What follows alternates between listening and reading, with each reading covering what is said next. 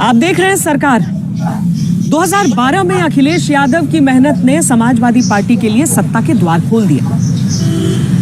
जीत से अति उत्साहित समाजवादी पार्टी के कार्यकर्ताओं ने लखनऊ को अखिलेश भैया के नारों से पाट दिया। अब सवाल ये उठने लगा कि मुख्यमंत्री कौन बनेगा, पुराने वाले नेताजी यानी मुलायम सिंह यादव या नए वाले नेताजी यानी अखिलेश यादव। तब चाचा राम गोपाल ने एक ऐसा प्लान बनाया, एक ऐसी योजना बनाई कि मुलायम सिंह यादव भी तैयार हो गए और शिवपाल यादव भी हाथ मलते रह गए। सयाने कह गए कि हर लड़ाई की जड़ जोरू और जमीन है, लेकिन अब यूपी में जो लड़ाई छिड़ी उसकी जड़ एकदम अलग थी। उसकी जड़ थी सत्ता पर अपना अधिकार सवाल भ्रष्टाचार का है, इसलिए भ्रष्टाचार पे चाहे बहुजन समाज पार्टी हो और चाहे कांग्रेस है, उसको जवाब देना पड़ेगा। अगर आपने सरकार में काम करी तो दिल्ली से लेके लखनऊ तुम्हारी जनता करेंगे तुमको बता दे रहा हूँ। इसी बात पर समाजवादी दिल्ली में कलह शुरू हो गया। समाजवादी पार्टी चौथी बार सत्ता तक पहुंची, लेकिन इस बार सीएम की कुर्सी के कई दावेदार थे। मुलायम सिंह चौथी बार मुख्यमंत्री बनते तो मायावती की बराबरी कर सकते थे, रिकॉर्ड बना सकते थे। शिवपाल यादव मुलायम सिंह के बाद खुद को नंबर 2 मानते थे। अखिलेश यादव, उनकी मेहनत से समाजवादी पार्टी सत्ता तक आई थी। इस मामले पर अखिलेश के चाचा राम गोपाल यादव बड़ी बारीकी से हर चीज पर नजर रखे थे। पहले बहुत सारे लोगों को पार्टी से निष्कासित कर दिए हैं। माननीय नेताजी के आदेश के बाद भी ये निष्कासन वापस किया जाए। उन्होंने ऐसा दांव चला कि भीतर कुछ लोगों की नाराजगी के बाद भी अखिलेश यूपी के सीएम बने, या यूं कहें उन्हें बनना पड़ा। घर की जंग जीतकर टीपू 15 मार्च 2021 को प्रदेश के सुल्तान तो बन गए, लेकिन अब बारी थी वादे निभाने की। मैं अखिलेश यादव ईश्वर की शपथ लेता हूँ कि मैं मेरे द्वारा स्थापित भारत के संविधान के प्रति सदा और निष्ठा रखूंगा। वही वादे जो रथ की छत पर खड़े होकर किए थे। लैपटॉप देंगे, कन्याधन के तहत पैसे देंगे। अखिलेश यादव सरकार ने काफी काम किया। ये नहीं है कि पूरे ही काम हो गए, बहुत सारी घोषणाएं होती हैं। अखिलेश ने कहा था कि सरकार बनी तो 25 से 40 साल के युवाओं को 1000 रुपए हर महीना बेरोजगारी भत्ता मिलेगा। उस समय प्रदेश में बेरोजगारों की संख्या 63 लाख से अधिक थी। भत्ता मिला सिर्फ 11,74,000 को। पर साल भर के भीतर अखिलेश ने लैपटॉप बांटने की शुरुआत भी कर दी।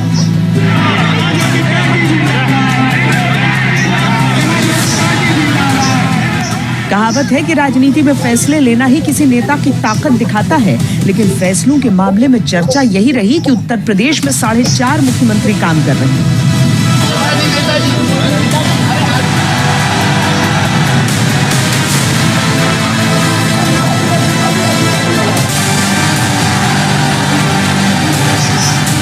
अखिलेश का आधे से ज्यादा कार्यकाल इन्हीं चुनौतियों से जूझते हुए बीता। अब इसमें तो यही हम कह सकते हैं कि बाहर के प्रदेश के आए हुए नेताओं से बचाओ प्रदेश को। अब ये तो नेताजी ने पूरी बात कही दी है। अब पीड़ा नहीं देना चाहिए, नई पीढ़ी को पीड़ा नहीं देनी चाहिए।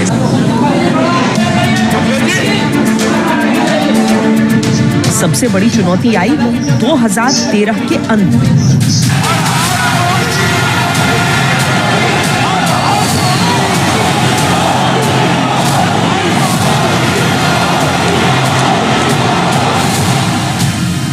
गुजरात के मुख्यमंत्री नरेंद्र मोदी ने तय कर लिया था कि गांधीनगर से गुजरात चलाने के बाद दिल्ली से देश चलाना है और कांग्रेस सरकार का बस्ता बनवाना है।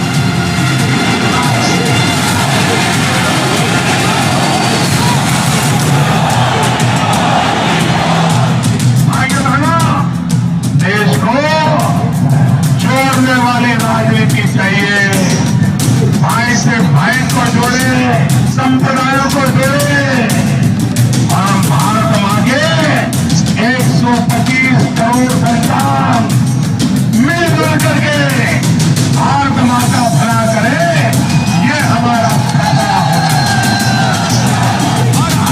दिल्ली का हाईवे यूपी की गलियों से ही निकलता है, तो मोदी ने भी यूपी में प्रचंड प्रचार का अलग फूंक दिया।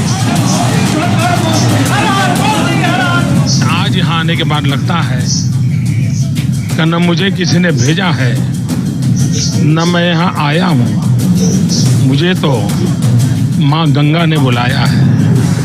काशी राजनीति का केंद्र बन गया। नरेंद्र मोदी ने हिंदुत्व की राजनीति की लहर चलानी शुरू कर दी।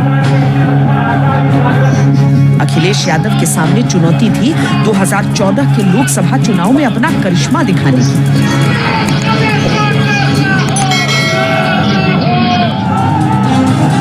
मोदी के यूपी आने से राजनीति के नए युग की शुरुआत हो गई। जात वाली जमात वाली राजनीति बीते दिनों की बात हो गई। मोदी ने जो कह दिया वही जनता के मन की बात हो गई। आप मुझे आशीर्वाद दीजिए, आपकी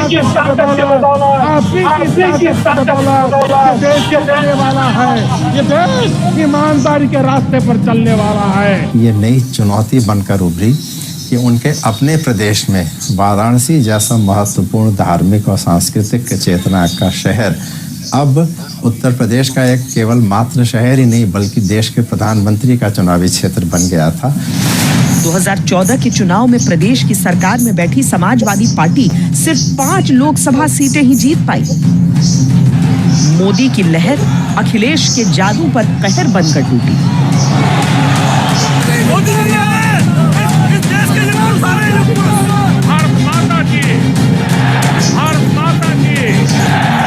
2012 से ही लगभग चुनाव से पहले शिवपाल सिंह यादव और अखिलेश के बीच संगठनात्मक और टिकट को लेके एक हल्का सा शुरुआत हो गई थी।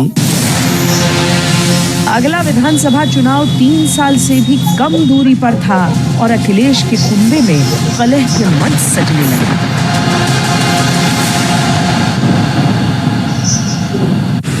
2014 में बुरी तरीके से हारे और अब आगे था विधानसभा चुनाव 2017 का।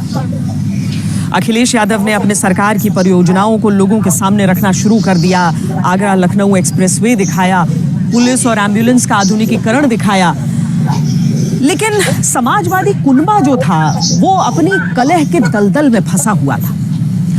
अखिलेश यादव एक आज्ञाकारी बेटे, एक धैर्यवान भतीजे के तौर पर अपने किरदार को निभाते निभाते जैसे थक से गए थे।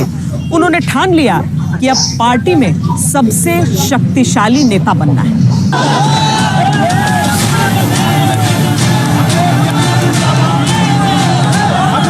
आदमी सम्मान में झुकता है तो कुछ लोग उसकी कमर तोड़ने पर आमादा हो जाते हैं। अखिलेश को भी शायद यही लगने लगा था। हद टूटी तो ऐसी टूटी कि मर्यादा तार तार हो गई। चाचा भतीजे में मंच पर ही आर पार हो गई।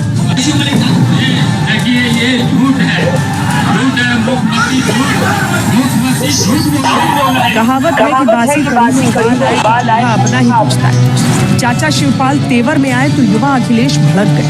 यहाँ तक कि शिवपाल को पार्टी से बाहर जाना पड़ा। समर्थकों के बीच हाथापाई की नौबत आ गई। अखिलेश दिखा तो विकास रहे थे, लेकिन जनता ने चाव से देखी कुंबे की लड़ाई।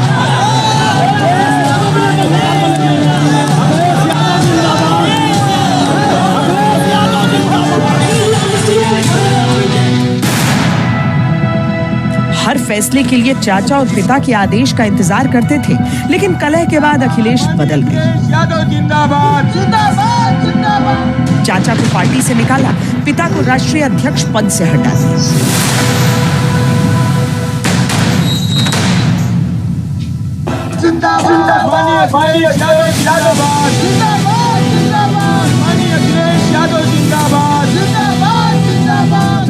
अखिलेश ने पार्टी की छवि बदलने की कोशिश की। बाहुबलियों की एंट्री पार्टी में बंद की, अतीक अहमद को जेल में डाला, अमर सिंह को पार्टी से दूर कर दिया। अखिलेश 2017 से पहले पार्टी का चेहरा साफ सुथरा करने में जुटा।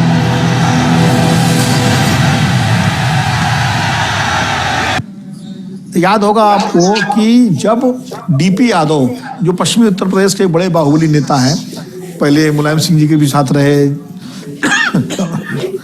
और भी तमाम पार्टियों में रहे, वो दोबारा समाजवादी पार्टी में आने की कोशिश कर रहे थे और लगभग उनका आना तय हो गया था।